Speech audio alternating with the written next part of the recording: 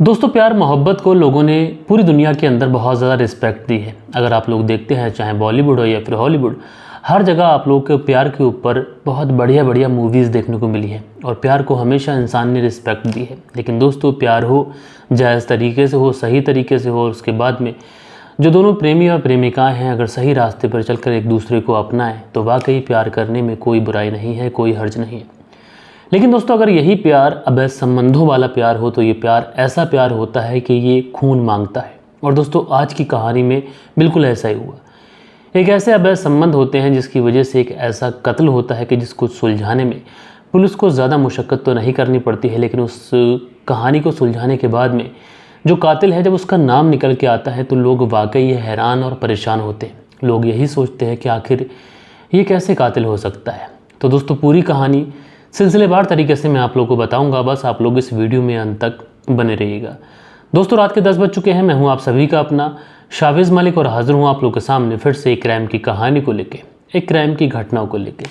और दोस्तों, आज की जो कहानी है, आज की जो घटना है, मैं आप लोग को जो सुनाने जा रहा हूँ, ये घटना है उत्तर प्रदेश की। और दोस्तों, उत्तर प्रदेश में एक शहर पड़ता है, एक ज़िला पड़ता है फिरोज़ाबाद। और दोस्तों, इसी फिरोज़ाबाद के अंदर एक थाना आता है, सरजीव नगर थाना। और दोस्तों, इसी सरजीव नगर थाने के अंतर्गत एक गांव आता है, रामगढ़ गांव।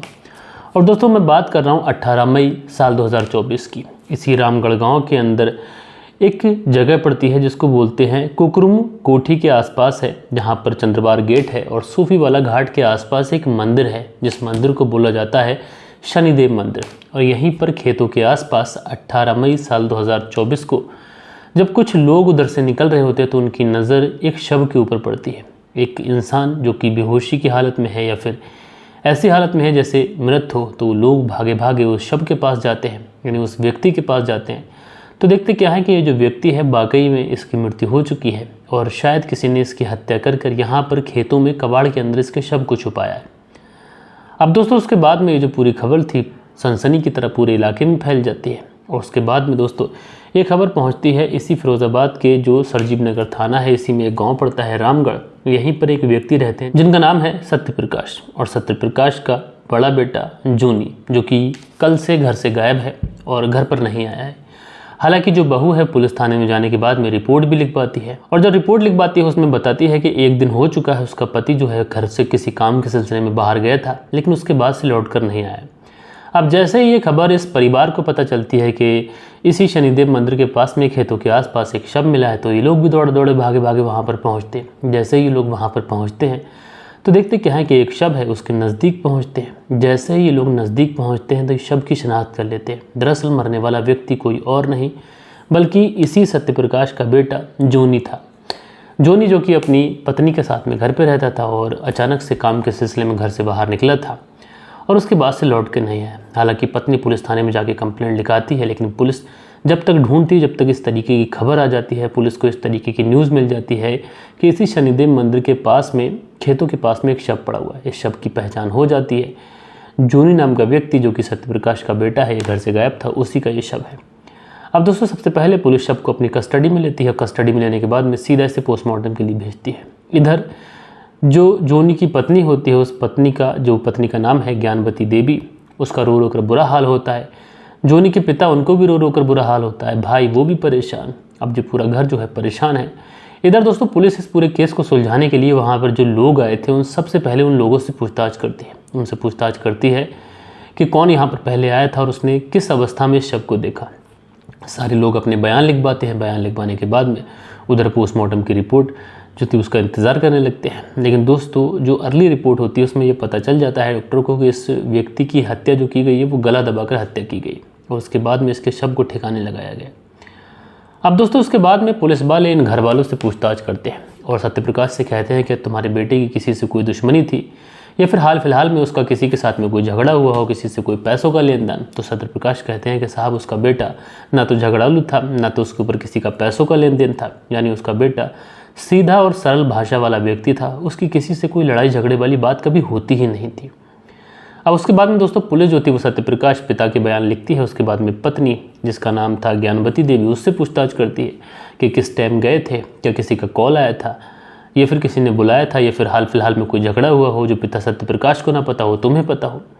तो उसके बाद में जो ज्ञानवती पत्नी होती है वो कहती है कि साहब मेरे पति का किसी से कोई झगड़ा नहीं है और ना तो उस दिन किसी का कॉल आया था, वो तो बस घर से किसी काम के सिलसिले में गए थे।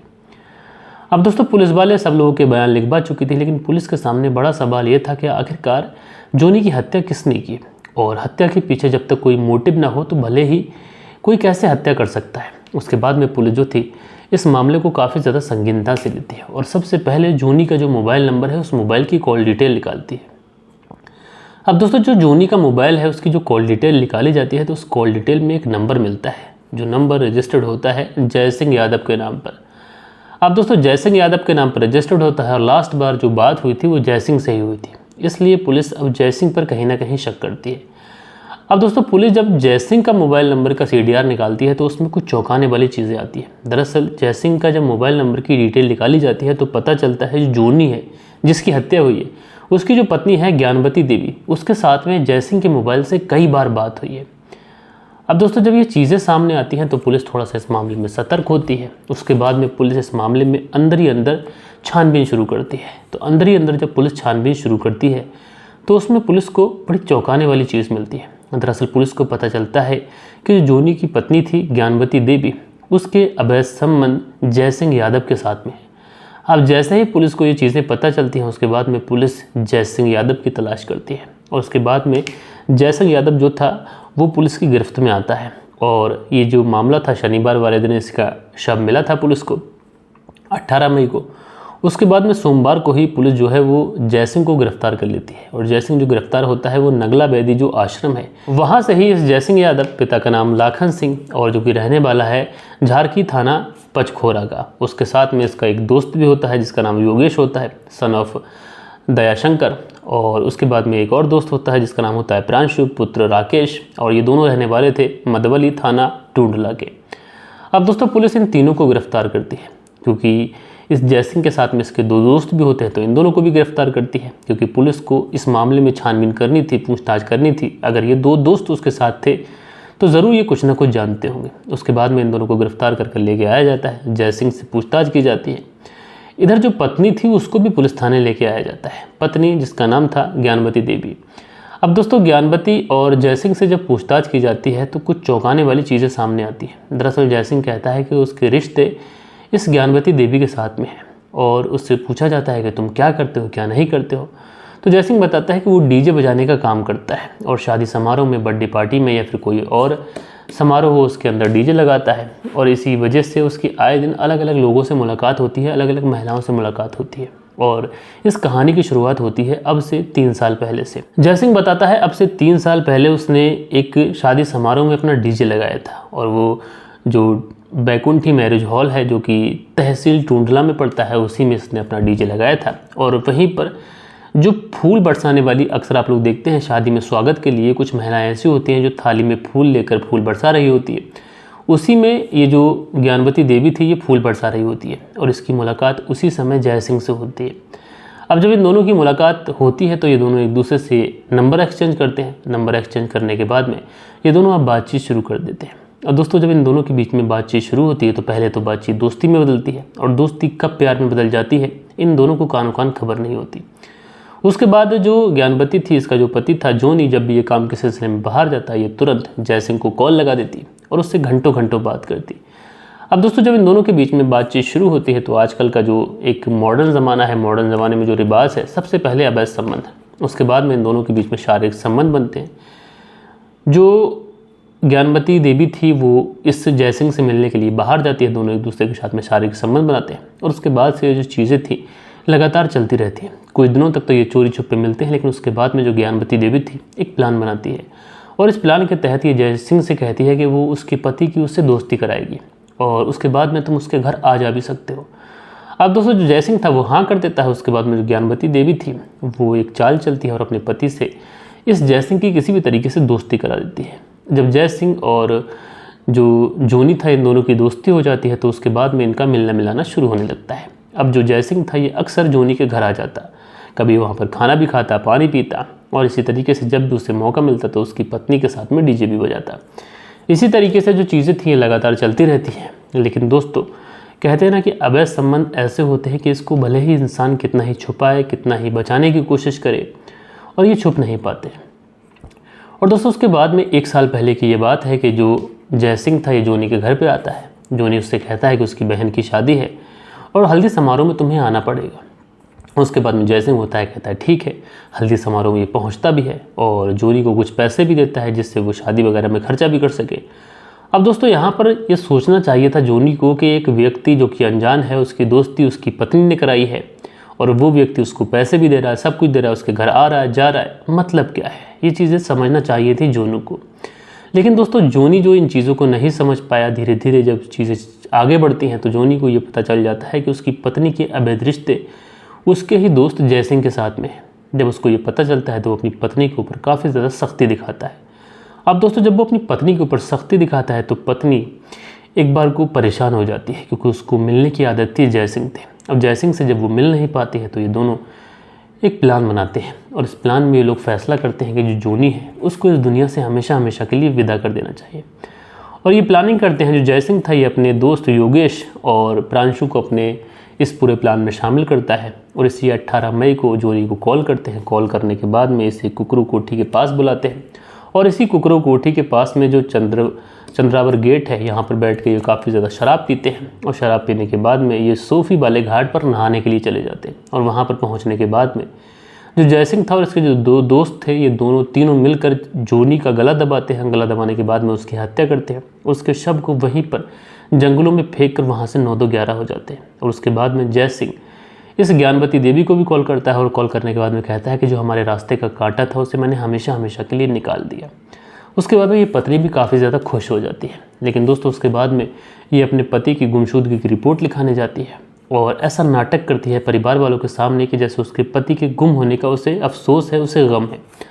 लेकिन दोस्तों जो जोनी का भाई होता है वो पुलिस के ऊपर एक तरीके से प्रेशर बनाता है। पुलिस से कहता है कि उसके भाई की हत्या किसी और ने नहीं बल्कि उसकी ही भाभी ने की है। इस तरीके की जब चीज़ें होती हैं तो पुलिस इसके केस का खुलासा बहुत जल्द ही कर देती है। बहरहाल दोस्तों आप लोग इस पूरी कहानी के बारे में क्या कहना चाहते हैं कमेंट्स करके ज़रूर से ज़रूर बताइएगा। और कल के दिन आप लोग के जो भी कमेंट्स आए हैं अब वक्त होता है कि आप लोग के कमेंट्स पढ़े जाएं। सो दोस्तों हमारे वीडियोस पे जो कल के दिन कमेंट्स आए इसमें पहला कमेंट्स है शील निधि का। ये लिखते हैं कल आपने मेरा नाम लिया, धन्यवाद। सभी दोस्तों में खुशी की लहर आ गई थी जब आपने मेरा नाम लिया। तो शील निधि जी आपका बहुत बहुत शुक्रिया। उसके बाद ये लिखते हैं आपकी कहानी अच्छी होती है, लगातार सुनता हूँ। तो भाई आपका बेहद शुक्रिया। उसके बाद में यूज़र हैं, लिखते हैं बहुत खूब। तो भैया आपका बहुत बहुत शुक्रिया। उसके बाद में विनोद उपाध्याय जी हैं, लिखते हैं nice story Malik ji, good job.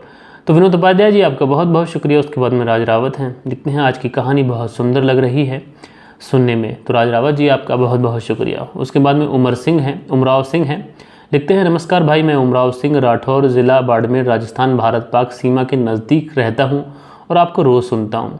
तो उमराव सिंह जी आपका बहुत बहुत शुक्रिया कि आप भारत पाक सीमा से हमारी कहानी सुनते हैं। उसके बाद में जयराज हैं, लिखते हैं भिलाई छत्तीसगढ़ से कहानी बोलने का जो अंदाज़ है आपका ये मुझे अच्छा लगता है। तो भाई आपका बहुत बहुत शुक्रिया। बालेश्वर बिहारी जी हैं, लिखते हैं मलिक साहब जी नमस्कार सर जी, कहानी सुना अच्छा लगा लेकिन सारा कहानी गलत संबंध से ही होता है, थैंक्स सर जी। तो बालेश्वर बिहारी जी आजकल जितने भी क्राइम हो रहे हैं उसमें मोस्टली अगर हम लोग देखते हैं तो 80 से 90% ऐसे केसेस होते हैं जिसमें अवैध संबंधों के चलते कत्ल होता है। और जब कत्ल होता है तो उसको कवर करना ज़रूरी है। उसके बाद में सोनू धीमान है, लिखते हैं love you brother, Punjab Pathankot Gurdaspur से। तो सोनू धीमान जी आपका बेहद शुक्रिया। उसके बाद में अगला कमेंट्स है फूड रिव्यू शो का, लिखते हैं आपकी बार देश के उस पार और फूड रिव्यू जी आपका बहुत बहुत शुक्रिया। उसके बाद में नायक म्यूज़िक हैं, लिखते हैं जय जगन्नाथ भैया, सुरेश नायक ग्लोबई। तो जय जगन्नाथ भैया, सुरेश नायक जी आपका बहुत बहुत शुक्रिया। उसके बाद में सुरेंद्र शर्मा हैं, लिखते हैं राम राम भाई, भैया राम राम कैसे हैं। उसके बाद लिखते हैं नाइस स्टोरी, सुरेंद्र कुमार, श्री विजयनगर राजस्थान से। तो भैया आपका बहुत बहुत शुक्रिया। उसके बाद में अगला कमेंट्स है बालेश्वर बिहारी का, लिखते हैं आज भी मेरा पहला कमेंट्स है। तो भैया आपका दिल से बहुत शुक्रिया। उसके बाद में अनिल सालुंके जी हैं, लिखते हैं शावेज मलिक जी कहानी का समय ज़रा लेट हो रहा है। तो पहले से ही हम लोग 10:10 पर कहानी सुनाते हैं, तो आप लोग कमेंट्स करके बताइएगा कि कौन से समय पर हम कहानी अपलोड करें जिससे आप लोग सही समय पे देख सकें। उसके बाद में हाय करके आईडी है, लिखते हैं शावेज भाई अस्सलाम वालेकुम, मेरा नाम इस्लाम शेख है, मैं यूपी के मौदा हमीरपुर से हूँ। तो इस्लाम शेख जी आपका बहुत बहुत शुक्रिया। उसके बाद में अगला कमेंट्स है अरशद अजीम का, लिखते हैं अरहम नाम रखा है आपने, कल नाम लेने में गलती हो गई थी। तो अरहम नाम रखा है आपने, तो भैया आपका शुक्रिया। उसके बाद में सूरज गिलनीस करके आईडी है, दोनों ऑटो चला रहे थे, तो भैया आपका शुक्रिया। उसके बाद में सिद्दीक अहमद हैं, लिखते हैं बुढ़े इश्क करते हैं वाला कमेंट डॉक्टर सिद्दीक का था भाई, तो भैया आपका शुक्रिया। उसके बाद में अगला कमेंट्स है इन्हीं का, लिखते हैं हम अपने आपको परिवार से अलग करते जा रहे हैं। धर्म, शर्म, लोक लाज, इन सब से हमारा कोई वास्ता नहीं रहा, इसलिए आज समाज में अपराध बढ़ते जा रहे हैं। डॉक्टर सिद्दीक गुन्हा से। तो डॉक्टर सिद्दीक अहमद जी, आप ग्राम गुना जबार से हमारी कहानी सुनते हैं, आपका बहुत बहुत शुक्रिया। लेकिन यहाँ पर डॉक्टर सिद्दीक अहमद साहब ने एक बात कही जो कि बहुत ज़्यादा अच्छी थी, मुझे बहुत ज़्यादा पसंद आई। आजकल आप लोग देखते हैं कि ज़्यादातर जो क्राइम हो रहे हैं वो इसलिए हो रहे हैं कि शादी के बाद में लोग सेपरेट रहना पसंद कर रहे हैं, अपनी फैमिली से अलग जा रहे हैं और कहीं पर किराए का कमरा लेकर या फिर कुछ अलग लोग अलग पे मकान बना रहे हैं, जहाँ पर ना तो उनके फैमिली वाले हैं, पत्नी क्या कर रही है क्या नहीं कर रही है, कौन उनके घर पे आ रहा है कौन जा रहा है, किसी को कुछ नहीं मालूम। और ज्वाइंट फैमिली में अगर रहेंगे तो परिवार को कम से कम ये मालूम रहेगा कि उनके घर पे कौन आता है कौन जाता है। तो ये सारी चीज़ें होती हैं कि जिनका इंसान को बहुत ज़्यादा ध्यान रखना चाहिए। तो दोस्तों, मिलते हैं कल के दिन किसी और क्राइम स्टोरी के साथ में। जब तक के लिए अपना ख्याल रखें, देश का ख्याल रखें, परिवार के रिश्तों की अहमियत को समझें। जय हिंद, जय भारत।